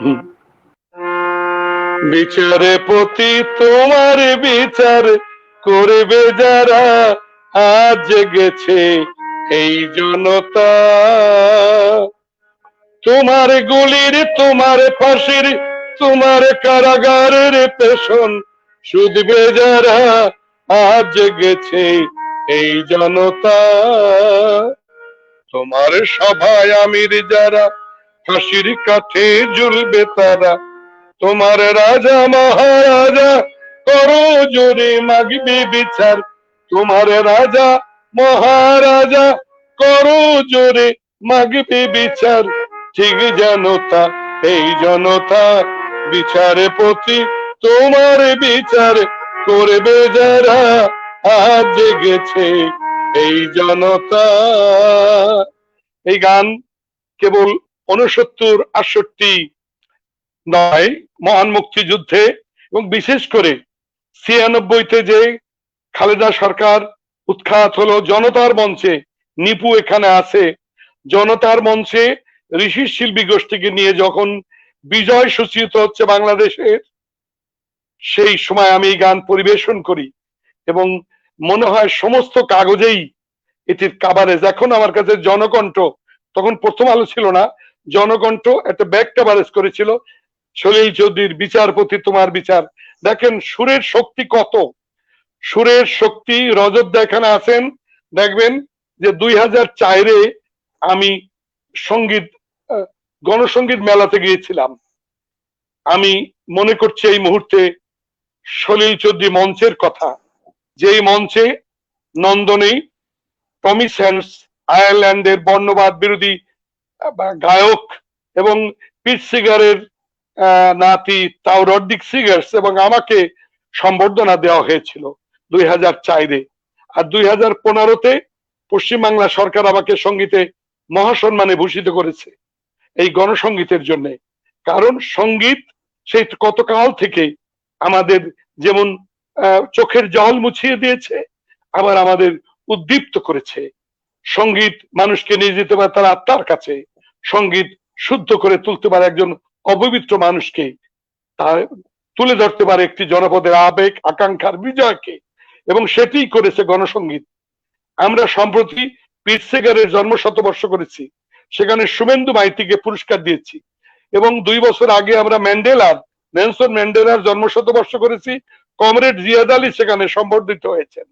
কবি নজরুলের জন্ম শতবর্ষ করেছি, রঙ্গিলী বিশ্বাস, সবাইকে নিয়ে, শ্রদ্ধেয় কামাল লোহানী সদ্য যে প্রয়াত হলেন সলিলদার বন্ধু, তাদের নিয়ে আমরা 82 গ্রামে গিয়েছি হিমাঙ্গু বিশ্বাসের জন্ম শতবর্ষ করতে। অতএব স্মৃতি অনেক। নিপু যে স্মৃতির কথা বলেছে, যে রাশেদ খান মেননের বাসায় পান্না কাসারের বাসা আর মেনন, রাশেদ খান মেননের বাসা পাশাপাশি। উদিচি যখন আনে তখন রাশেদ খান মেননের বাসায় সম্বর্ধনা হয়েছিল, সেখানে আমি সবিতা দি সলিলা গান করেছিলাম। এই স্মৃতি 95-তে তার নন্দনে ফুল দেওয়া, আমার মনে হয় 2 বাংলায় অনেক শিল্পীরই সেই স্মৃতি নেই। আমাকে একবার, আমার খুব ঝাঁকড়া চুল ছিল, আমাকে সলিলদা বলেছিল তোকে দিয়ে আমি হাসন রাজার গান গাওয়াবো। আমি সেটা করতে পারি না, সেটি একটা আফসোস হয়ে রইল। আমাকে নিয়ে, আমার স্ত্রীকে নিয়ে তিনি বেহালায় তার স্টুডিওতে গেলেন, সারাদিন কাটালাম আমরা। এরকম অনেক স্মৃতি আছে তার সঙ্গে, মুক্তিযুদ্ধ থেকে যেমন স্মৃতি আছে দেবদুলাল বন্দ্যোপাধ্যায়ের সঙ্গে, অংশুমান রায়ের সঙ্গে, গৌরীপ্রসন্ন মজুমদারের সঙ্গে। এই যে হেমন্ত মুখোপাধ্যায়ের জন্ম শতবর্ষ গেল, মান্নাদের জন্ম শতবর্ষ গেল, এই ক্রান্তিকাল, বিবর্ণ পৃথিবী, কি একটা অস্থিরতা, তার মধ্যে আমরা গানের তরি আমাদের একত্রিত করেছে। দূরে দূরে থেকেও আমরা এক আত্মার হয়ে যাই, কারণ মানুষের জন্য জীবন বলিদান করতে পারে সে তো গণসঙ্গীত। স্বদেশিকতার ধারা, আমি পূর্বেই বলেছি হেমাঙ্গ বিশ্বাসের ভাষায়, আন্তর্জাতিকতাবাদের। এই তো জর্জ ফ্লয়েডকে হত্যা করলো সেই এক শ্বেতাঙ্গ, সেখানে আমি গিয়েছি, কি আমার বর্ণ, কি আমার ধর্ম, কি আমার বর্ণ, কি আমার ধর্ম, আমি কৃষ্ণাঙ্গ নাকি শ্বেতাঙ্গ, থাকবে কেন এই বৈষম্য, আমি মানুষ, মানুষ এই জন্ম, আমি মানুষ, মানুষ এই জন্ম। সলিল চৌধুরী অর্কেস্ট্রেশনে এবং স্কয়ারে, অ্যারেঞ্জে আধুনিকতম এক মানুষ, এবং সে সঙ্গীতে একজন পরিপূর্ণ মানুষ। তার রানার ঠিকানা, তার মানমনা বন্ধনে, বিচারপতি, ও মোদের দেশবাসী রে, আয় রে পরাণ ভাই, আয় রে রহিম ভাই, কালো নদী কেহ বিপার, কিংবা হেই সামালো ধান হো কাস্তেটা, হেই সামালো, হেই সামালো, হেই সামালো, হেই সামালো ধান হো কাস্তেটা দাও শান হো, জান কবুল আর মান কবুল, আর দেব না, আর দেব না, রক্ত দেব না ধান। এই যে গানগুলি, তার গান ঢেউ উঠছে, কারা টুটছে, আলোর পথযাত্রী, তার গান আমাদের নানান মতে দলাদলি, কেউ বা চলে চলে ডাইনে, বা কেউ বা বায়ে চলি, অসাধারণ তার গান, আলোর পথযাত্রী, কিংবা নওজোয়ান, নওজোয়ান বিশ্বে জেগেছে নওজোয়ান, কোটি প্রাণ, একই প্রাণ, একই স্বপ্নে বলিয়ান। আমাকে খুব উদ্বুদ্ধ করে তার একটি গান, সেটি আমি উচ্চারণ করতে চাই, যে তার যে গান, সেটি একটি স্যাটায়ার, কিন্তু এর মধ্য দিয়েও একটি গণসঙ্গীত। ও ভাই রে, ও ভাই রে ভাই, মোর মতন আর দেশ প্রেমিক নাই, ও ভাই রে ভাই, মোর মতন আর দেশ প্রেমিক নাই, বিশুদ্ধবারের বার বেলাতে জন্মেছিলাম আমি রে ভাই, জন্মেছিলাম আমি, আরে বলবো কি ভাই ঠিক তখনই সূর্য গেল থামি আকাশে, ডজন খানেক ব্যাং ডাকলো ঘ্যাং ওরে ঘ্যাং, শুনে বললে সবাই স্বর্গ থেকে এসে নিমাই, ভাই রে ভাই, মোর মতন আর দেশ প্রেমিক নাই, আমার দেখতে বটে শরীর খানা ভুরি জ্বালার মতো, দেশের কত ভেবে ভেবে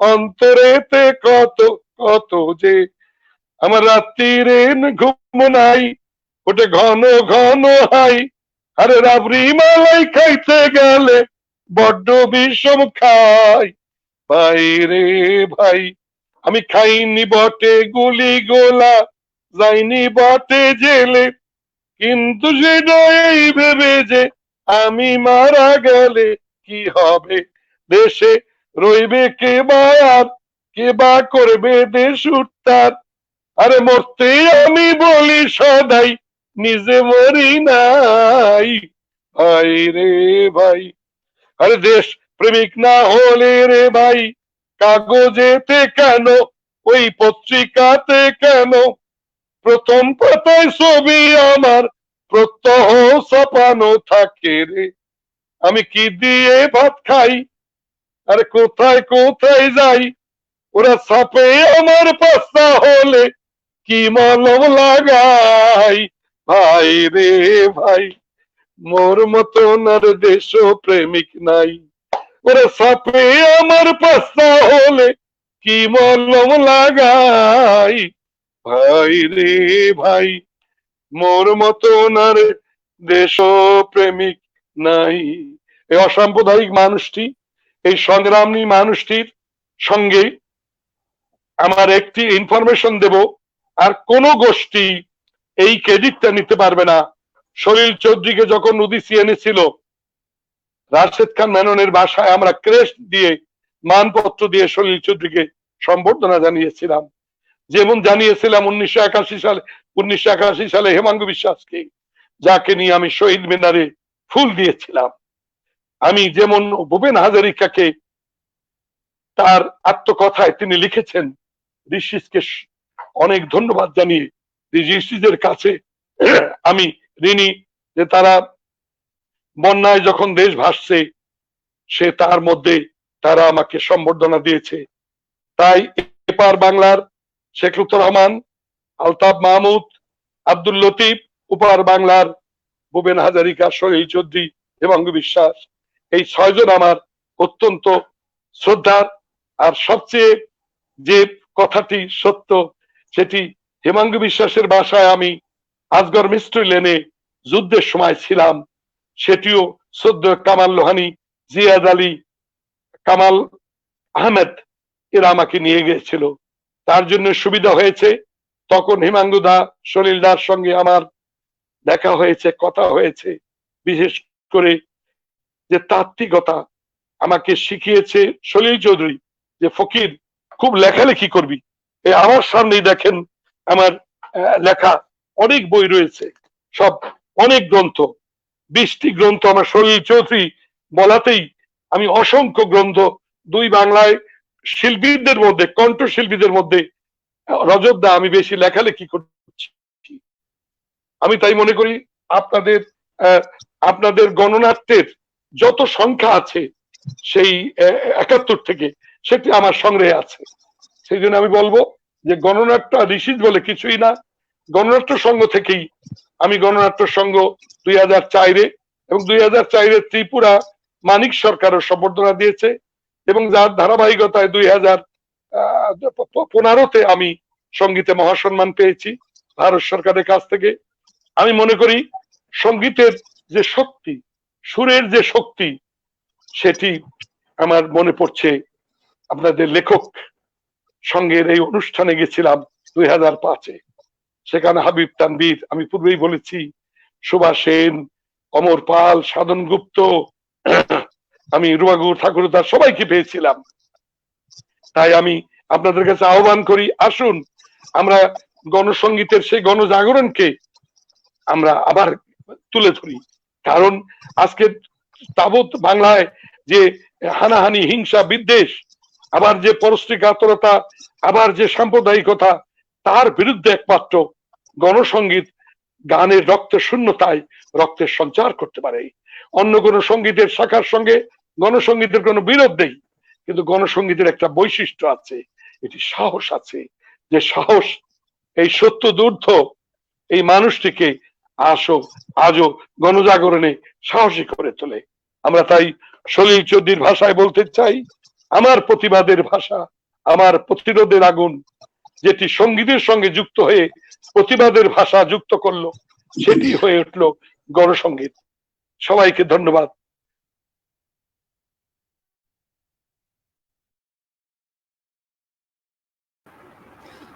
অসংখ্য ধন্যবাদ জানাই শিল্পী, বিশিষ্ট সঙ্গীত শিল্পী বাংলাদেশ থেকে ফকির আলমগীর সাহেব আমাদের সাথে যুক্ত ছিলেন। এতক্ষণ তার কথা আমরা শুনলাম। আসলে গণসঙ্গীত, যে কারণে আমরা সলিল চৌধুরীকে সবচাইতে বেশি করে স্মরণ করি, সেই কারণটা তো গণসঙ্গীত।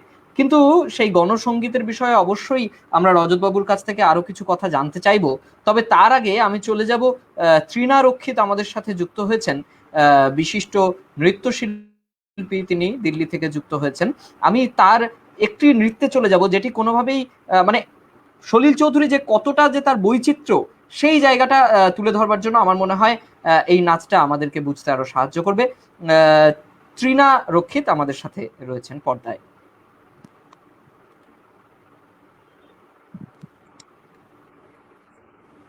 নমস্কার। আজকে শ্রদ্ধেয় কথা ভালো শোনা যাচ্ছে না তৃণাদি, একটু জোরে। চৌধুরীর, জি হ্যাঁ, হ্যালো, একটু জোরে বললে হ্যালো, ভালো হয়। হ্যাঁ এবার কি শোনা যাচ্ছে? হ্যাঁ শোনা যাচ্ছে। আজকে যে টপিকটা নিয়ে শোনা যাচ্ছে, তো আজকে আমি জানি না কতটা সাকসেসফুল হব। এটা আমারও একটা চ্যালেঞ্জ, কারণ এটা আমার খুব পছন্দের একটা গান সলিল চৌধুরীর। ওনার মনে হয়, আমি যতদূর রিসার্চ করেছি, এটা ওনার one of first music direction, যেটা হলো না যেও না। তো যদিও এটা একদমই নাচের মতো গান, মানে অনেকে হয়তো ভাবতেও পারে না, আমি জাস্ট একটা ট্রাই করছি। খুব ছোট্ট সময় নেব, আর হয়তো আপনাদের ভালো লাগবে। সঙ্গে থাকুন। শোনা যাচ্ছে কি? হ্যাঁ প্লিজ শুরু করুন। শোনা যাচ্ছে? হ্যালো, শুরু করুন। ইজ ইট হ্যাঁ অডিয়েবল? হ্যাঁ শোনা যাচ্ছে, আপনি শোনা শুরু করুন, যাচ্ছে? শুরু করুন, শোনা যাচ্ছে। ওকে ওকে।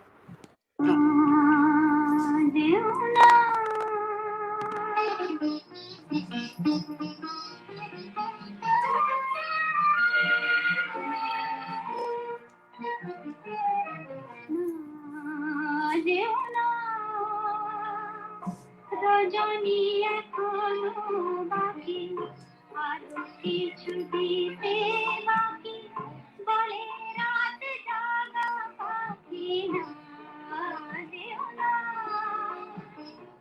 রজনী এখনো বাকি, আরো কিছু দিতে বাকি, বলে রাত জাগা পাখি না যেও না।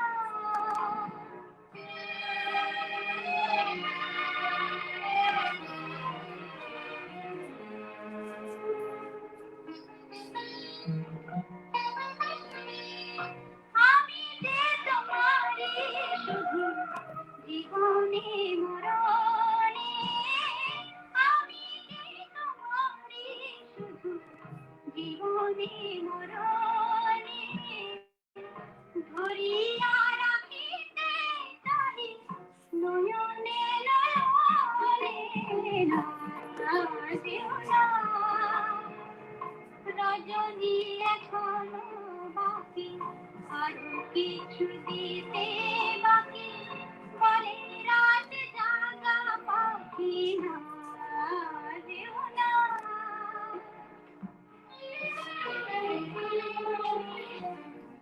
যে কথা বলিতে বাজে, যে দেখা মরমে কাঁদে, সে কথা ভুলিতে ওগোটা।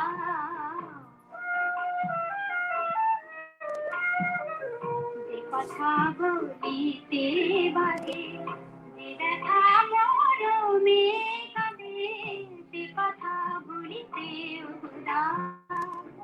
জীবন রজনী জনী এমনি পোহাবে, জীবন রজনী জনী এমনি পোহাবে, চাঁদের তরণী তুমি সুদূরে মিলাবে না যেও না। রজনী এখনো বাকি, আর কিছু দিতে বাকি, বলে রাত জাগা পাখি না যেও না। রজনী এখনো বাকি, আর কিছু দিতে বাকি, বলে রাত জাগা পাখি না যেও না।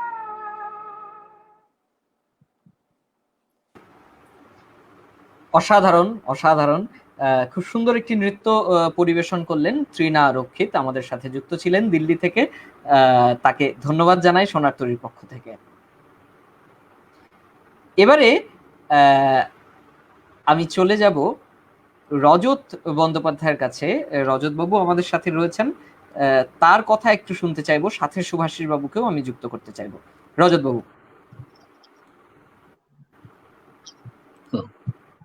না, এতক্ষণ আমি শুনছিলাম সব।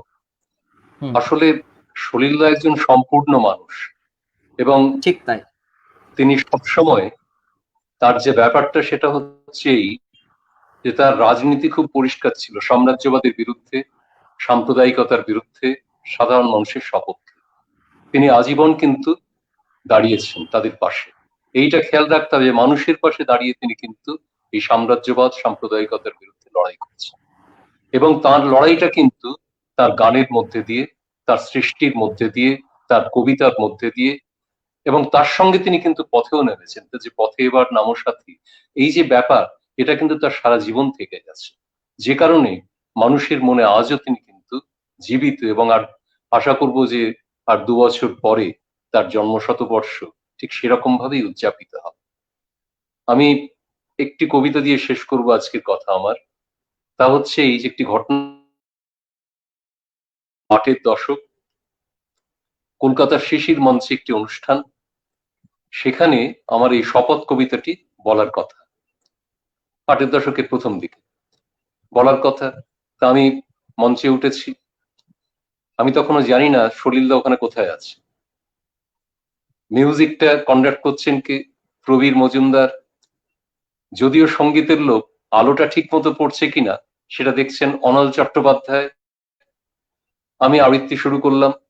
যখন শেষকায় এসে গেছি, যখন এই গ্রামনগর মাঠ পাতার বলতে আরম্ভ করবো, ঠিক তখন হঠাৎ দিকে একটা শিঙা ফুঁকে উঠলো, মানে যেন যুদ্ধযাত্রা শুরু হবে আর কি। আমি সামনে তাকিয়ে দেখি সলিলদা। তখন তো এত মোবাইল ছিল না, তারপরে সেটা একটা ঐতিহাসিক দলিল হয়ে থাকতো যে প্রবীর মজুমদার, অনল চট্টোপাধ্যায়, সলিল চৌধুরী, আর তার সঙ্গে আমি কবিতা বলছি, সলিলদা মিউজিক দিচ্ছে। মানে আমার কাছে একটা, আজকেও ভাবতে আমার কিন্তু কিরকম একটা অদ্ভুত একটা অনুভূতি হচ্ছে, আমি ঠিক বোঝাতে পারবো না। তা আমি সেই কবিতাটা, বিশাল বড় কবিতা, আমি অত বড় পড়বো না, আমি একটা অংশ দিয়ে আজকের আমার কথা শেষ করব। সেটা যে তেভাগা আন্দোলন, কাকদ্বীপ, অহল্যা শহীদ হলেন, তাকে খুঁচিয়ে বেয়নেট তার পেটে ঢুকিয়ে দেওয়া হলো, তিনি নিহত হলেন। সেটা মনে রেখে এই কবিতাটি লিখেছিলেন সলিল চৌধুরী। আমি কয়েকটি নির্বাচিত অংশ পড়ছি না, কিন্তু সময় সংক্ষেপের জন্য এটা বলছি। এদেশ আমার, আমাদের মাটি, এদেশে যেখানে যত কিছু খাঁটি, আমাদের কলকারখানা আর আমাদের নদী, খনি ও পাহাড়, আমাদেরই ভরা সোনার খামার, আমাদের ভাই, আমাদের বোন, আমরাই যারা খাঁটি, আমাদেরই বুকে গড়েছি এবার শেষ যুদ্ধের ঘাঁটি। এদেশের প্রতি মায়ের চক্ষে আমারই বেদনা ঝরে, এদেশের প্রতি শিশুর বক্ষে আমারই স্বপ্ন মরে, আমারই রক্ত ঝরে কাকদ্বীপে, ডোঙাজোড়া মালদহে, ভরদ্বাজের হৃদয় পিণ্ডে আমারই ধমনী বহে। দেশে দেশে যত প্রতিরোধ, তারই মাঝে তুলি রক্তের শোধ, নানকিং আর পারির যুদ্ধে আমরাই সাথে আছি, কাকদ্বীপে মোরে আমরা আবার তেলেঙ্গানায় বাঁচি। কাকদ্বীপ, কাকদ্বীপে সেই চন্দন পিড়ি শ্মশানে, যেদিন আমরা অহল্যামাকে চিতা শয্যায় তুললাম, আহা উদাও জ্বালা পাঁজরের চিতা শয্যায় কলজে জ্বালিয়ে ফেললাম। কত ভাষা ছিল প্রাণের ছন্দে, জীবনের গীতিলাস্যে, কত আশা ছিল ভ্রূণের স্বপ্নে, শিশুদের কলহাস্যে। একটুকু ক্ষেত, ছোট বেড়া ঘেরা, গণ্ডির বাধা হারা, একটুকু ঘর, সকল ঘরের আনন্দ দিয়ে ভরা, সকলের ভরা খামারে নিজের অন্নটি খুঁজে পাওয়া, সকল মায়ের চোখ দিয়ে নিজ বাছাটির প্রাণ চাওয়া। হায়, সেদিন আমরা হু হু করে কেঁদে চোখের নৌকো ভাসিয়ে হতাশার চরে আছড়ে পড়েছি, কেঁদে শুধিয়েছি মা গো, এমনি করে কি জীবনের যত মূল্যের বিনিময়ে বারবার কালো মৃত্যুকে হবে কিনা, মৃত্যুর দামে কবে শোধ দেব জীবনের সব দেনা। সেদিন রাত্রে সারা কাকদ্বীপে হরতাল হয়েছিল, সেদিন রাত্রে সারা কাকদ্বীপে হরতাল হয়েছিল, সেদিন আকাশে জল ভরা মেঘ বৃষ্টির বেদনাকে বুকে চেপে ধরে থমকে দাঁড়িয়েছিল। এই পৃথিবীর আলো বাতাসের অধিকার পেয়ে পায়নি যে শিশু জন্মের ছাড়পত্র, তারই দাবি নিয়ে সারা কাক দ্বীপে কোনো গাছে কোনো কুড়িরা ফোটেনি, কোনো অঙ্কুরে মাথাও তোলেনি। প্রজাপতি যত আরো একদিন গুটি পোকা হয়েছিল, সেদিন রাত্রে সারা কাক দ্বীপে হরতাল হয়েছিল। তাই গ্রামনগর মাঠ পাথার বন্দরে তৈরি হও কার ঘরে জলেনি দ্বীপ চির আধার, তৈরি হও কার বাছার জটেনি দুধ শুকনো মুখ, তৈরি হও ঘরে ঘরে ডাক পাঠাই, তৈরি হও জোট বাঁধো মাঠে কিষান কলে মজুর নওজোয়ান, জোট বাঁধো এই মিছিল সব হারার সব পাওয়ার, এই মিছিল প্রতিভার যশোদামার রক্তবীজ, এই মিছিল স্বামীহারা অনাথিনীর চোখের জল, এই মিছিল শিশুহারা মাতা পিতার অভিশাপের, এই মিছিল এই মিছিল সব হারার সব পার, এই মিছিল হও শামিল হও শামিল হও শামিল। তার এই আহ্বানে আমরা মানুষের জন্য মিছিলে শামিল হব, সাম্রাজ্যবাদের বিরুদ্ধে মিছিলে শামিল হব, সাম্প্রদায়িকতার বিরুদ্ধে সাম্প্রদায়িকতাবাদের বিরুদ্ধে মৌলবাদের বিরুদ্ধে ধর্মীয় মৌলবাদের বিরুদ্ধে মিছিলে শামিল হব। তাকে স্মরণ করে এটাই হোক আমাদের প্রতিজ্ঞা।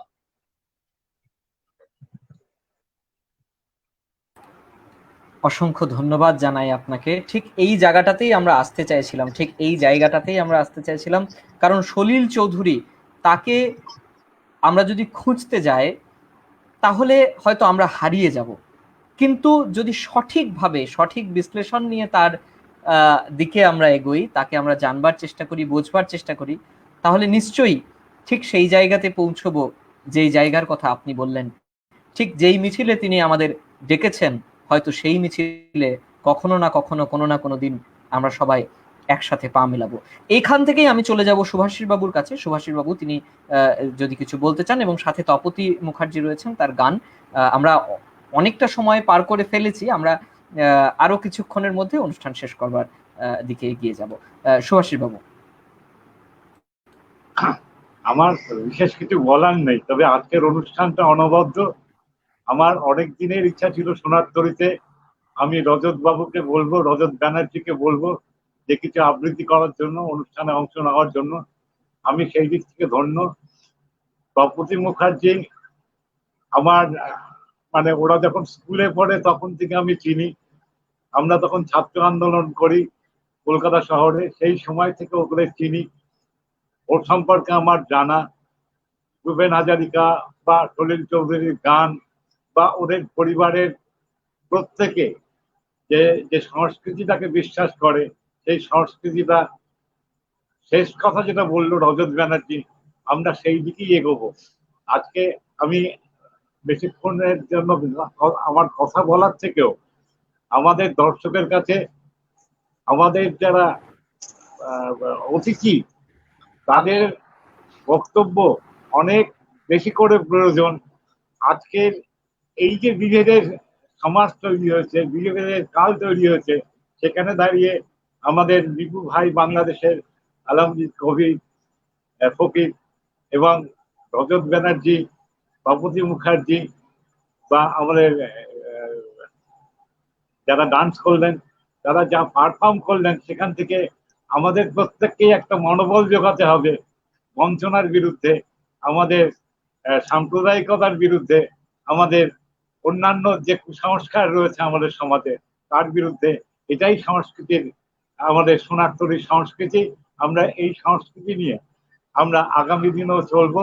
আপনাদের প্রত্যেকের কাছে আমাদের অনুরোধ যে আপনারা আপনাদের সহযোগিতার হাত বাড়িয়ে দেবেন, যাতে আমরা এই ধরনের অনুষ্ঠান বারে বারে করতে পারি, মানুষের কাছে পৌঁছতে পারি, মানুষের কাছ থেকে শিখতে পারি, মানুষকে শেখাতেও পারি। এই ধরনের একটা পরিবেশ আমরা সোনার তরীর মধ্য দিয়ে আমরা তৈরি করতে চাই। আপনাদের ভালোবাসা এবং আশীর্বাদ পেলে আমরা নিশ্চয়ই এগোতে পারবো। আমার মনে হয় তপতি মুখার্জি বোধহয় আমি আরো কিছু আমি গান রেডি হ্যাঁ করেছেন। উনি আরো কিছু গান গাইতে চান। আমি তার আগে ঝট করে কয়েকটা কমেন্ট পড়ে নেব। অনেক মানুষ কমেন্ট করেছেন, আমি সকলের কমেন্ট হয়তো এই মুহূর্তে পড়ে শোনানো সম্ভবপর হবে না, তবু আমি জানাতে চাইবো। অনেকে বলছেন যে সুন্দর অনুষ্ঠান। আমি একদম শেষ থেকে শুরু করছি। একদম শেষ কমেন্টটা যেটা আমার কাছে রয়েছে সেটা অঞ্জন সিনহা লিখছে, খুব সুন্দর অনুষ্ঠান, সবাইকে আমার নমস্কার। বিমল সরকার জানাচ্ছেন মনের জোর ফিরে এলো, লাল সেলাম। কৃষ্ণা চ্যাটার্জি জানাচ্ছেন বাহ দারুণ শুনছি। আশরাফ মাহমুদ জানাচ্ছেন ঋদ্ধ হচ্ছি গুণীজনদের আলোচনায়, আন্তরিক সাধুবাদ জানাচ্ছি সোনারতরী পরিবারকে। স্মৃতি ভৌমিক জানাচ্ছেন বাহ দারুণ। তৃণা সোমা মণ্ডল বলছেন এত গুণী মানুষজনদের কাছ থেকে এত কিছু জানতে পারছি আমরা, সাধু সাধু। বিমল সরকার আবার লিখেছেন ফকির আলমগীর সাহেবের কথা, আমাদের একটি পরিচয়, আমাদের একটি মাত্র পরিচয় মানুষ। Thank you. শ্রীনিবাস ধর লিখেছেন ফকির আলমগীর ভাই আপনি আমাদের সংগঠন পশ্চিমবঙ্গ গণতান্ত্রিক লেখক শিল্পী সংগঠনের সম্মেলনে এসেছেন, ধন্যবাদ সকলকে। আরো অনেকে, আচ্ছা ডি নাগ বলে একজন, আমার মনে হয় রজত বাবুর কাছেই শুনতে চেয়েছেন, কল্লোলের শার্দুল সিং এর সংলাপ শুনবো, এটা শুনতে চেয়েছেন। আমি জানি না কতটা এখন সম্ভব হবে না হবে। রজতবাবু একটু যদি সুযোগ হয় একটু যদি শুনিয়ে দিতে পারেন, বা সেটা রজতবাবু দেখবেন। আচ্ছা, এরপর রয়েছে আরো অনেকে অনেক কিছু লিখেছেন।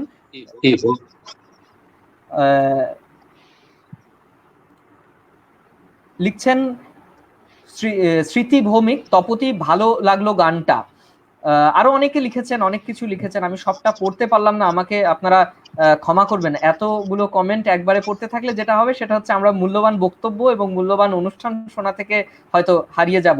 সলিল চৌধুরী স্মরণে এই আয়োজনের জন্য আন্তরিক অভিনন্দন ও সাধুবাদ জানাচ্ছি। বন্ধুবর ডক্টর শাহাদাত হোসেন নিপু সহ সকল সম্মানিত গুণীজনকে আন্তরিক শ্রদ্ধা। অঙ্কিত তোমাকে ধন্যবাদ প্রাণবন্ত সঞ্চালনার জন্য, জানাচ্ছেন আশরাফ মাহমুদ। ধন্যবাদ আপনাকে। আমি আর কমেন্টের দিকে যাচ্ছি না।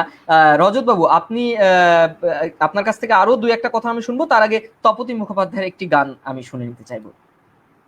তপতি মুখার্জি।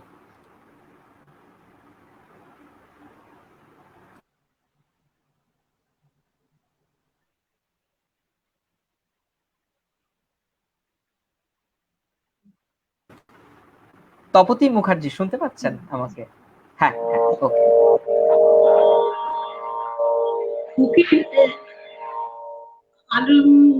আলমগীর সুলতান যে কথাটা বলি, গণসঙ্গীত গাইলে মনে সাহস বাড়ে, ওইরকমই একটা সাহস নিয়ে আবার একটি গণসঙ্গীত গাইছি।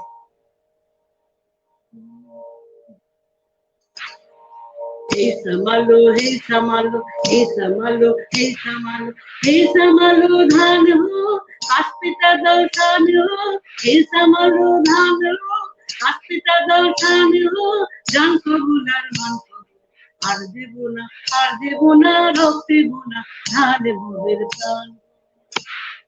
চিনি তোমায় চিনি গো জানি তোমায় জানি গো সাদা হাতের কালাম তুমি না জান কবুলার মান কবু আর দেব না রক্ত দেব না ধান মোদের প্রাণ। 50 লাখ প্রাণ দিছি মা বোনেদের মান দিছি, 50 লাখ প্রাণ দিছি মা বোনেদের মান দিছি। আলু বাজার আলু করো তুমি না জান কবুলার মান কবু আর দেব না রক্ত দেব না ধান মোদের প্রাণ। हे समालो हे समालो हे समालो हे समालो মোরা তুলবো না ধান পরের গোলায় মরবো না সুদার জ্বালায় মরবো না, তুলবো না ধান পরের গোলায় মরবো না সুদার জ্বালায় মরবো না। যার জমি সে লাঙল চালায় এর সইয়েছি আর তো মোরা সইব না, মোদের কারণ ধরা করা হাতে শপথ ভুলো না, মোদের লাঙল ধরা করা হাতে শপথ ভুলো না। জান কবুলার মান কবু আর দেব না রক্ত দেব না ধান মোদের প্রাণ। हे समालो हे समालो हे समालो हे समालो हे समालो धान हो आस्पिता दर्शन हो জান কবুলার মান কবু আর দেব না, আর দেব না, রক্ত দেব না, ধানে মুড়ে ধান। আর দেব না, আর দেব না, রক্ত দেব না, ধানে মুড়ে ধান।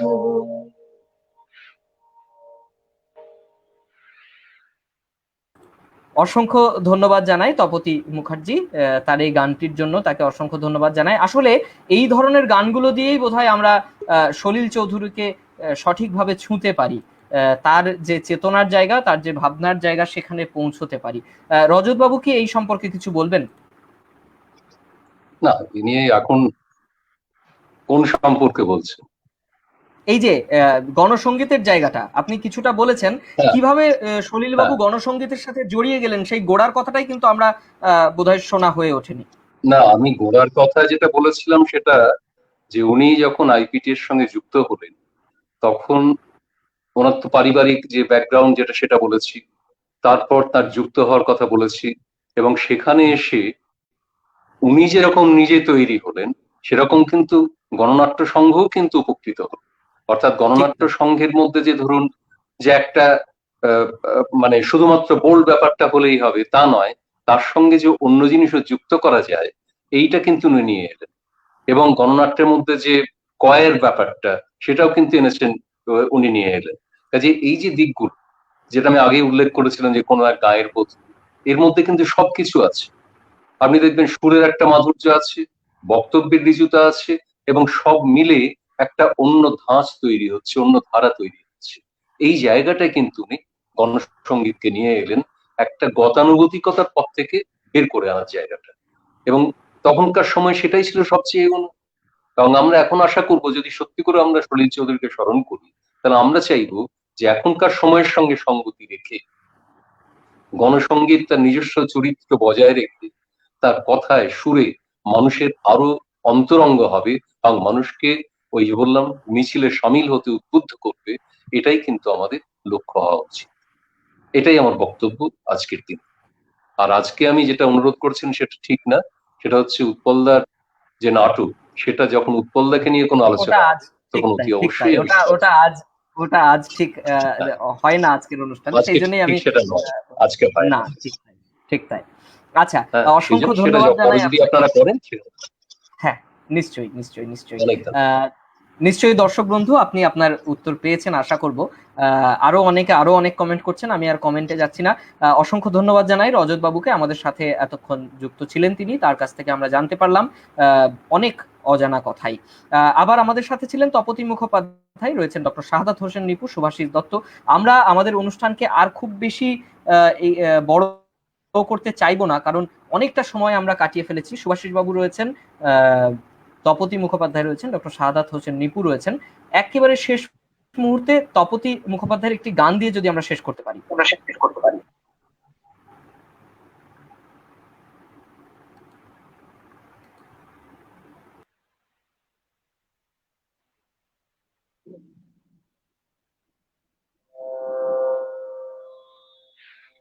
একটা দিন আমরা একটু ছেড়ে গেছি, সলিল চৌধুরী কিন্তু ছোটদের জন্য অনেক গান লিখেছেন, যেটা তার মেয়ে অন্তরাকে দিয়ে অনেক গান কিন্তু উনি গাইয়েছেন, এবং যে গানগুলোর মধ্যে দিয়ে যেমন অনেক সুন্দর সুন্দর বক্তব্য আছে যেটা বাচ্চারা শুনতে ভালোবাসে।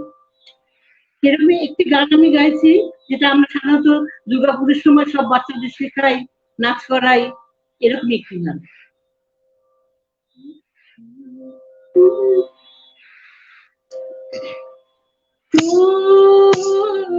আয় ছুটে আয়, পুজোর গন্ধ এসেছে, ধ্যান করে করে বাঁধি বেজেছে, গাছে শিউলি ফুটেছে যত ভোমরা জুটেছে, গাছে শিউলি ফুটেছে যত ভোমরা জুটেছে, আজ পাল্লা দিয়ে আকাশে মেঘেরা ছুটেছে।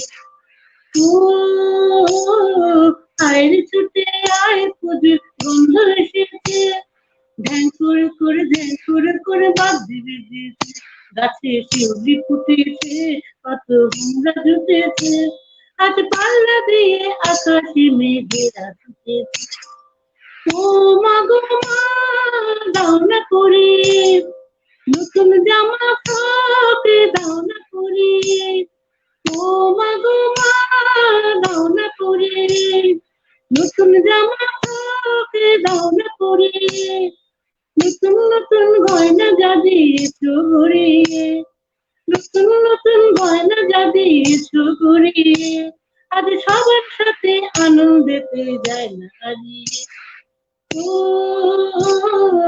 আয় রে ছুটে আয়, পুজোর বন্ধ এসেছে, কাঁদছ কেন আজ ময়না পাড়ার নেই, নতুন জামা ফ্রক পাওনি বুঝেছে, কাঁদছ কেন আজ ময়না পাড়ার নেই, নতুন জামা ফ্রক পাওনি বুঝেছে, আমার কাছে যা আছে সব তোমায় দেব দিয়ে, আমার কাছে যা আছে সব তোমায় দেব দিয়ে, আজ হাসি খুশি মিশতে হবে তোমাকে বাদ দিয়ে।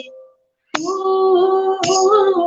আয় রে ছুটে আয়, পুজোর বন্ধ এসেছে, ধ্যান করে করে ধ্যান করে করে বাঁধি বেজেছে, গাছে শিউলি ফুটেছে, আলো তোমরা জুটেছে, আজ পাল্লা দিয়ে আকাশে মেঘেরা জুটেছে।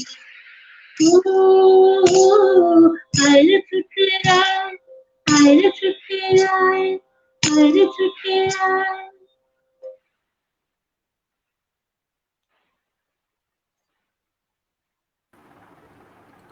ধন্যবাদ, অসংখ্য ধন্যবাদ জানাই শিল্পীকে। এই গানের মধ্যে দিয়ে আমরা শেষ করতে চাইবো আমাদের আজকের নিবেদন সোনার তরীর জলসা। আমাদের আজকের অনুষ্ঠানে আমাদের সাথে যুক্ত হয়েছিলেন যে বিশিষ্ট মানুষেরা, তাদের সকলকে ধন্যবাদ জানিয়ে, এবং যে সমস্ত দর্শক এবং শ্রোতা বন্ধু এতক্ষণ ধরে আমাদের সাথে ছিলেন, অসীম ধৈর্য নিয়ে আমাদের অনুষ্ঠান দেখেছেন, শুনেছেন, তাদের সকলকে অসংখ্য ধন্যবাদ জানাই। শেষ করছি সুরের সলিলে, আবার দেখা হবে সোনার তরীর পর্দায়। বিদায়।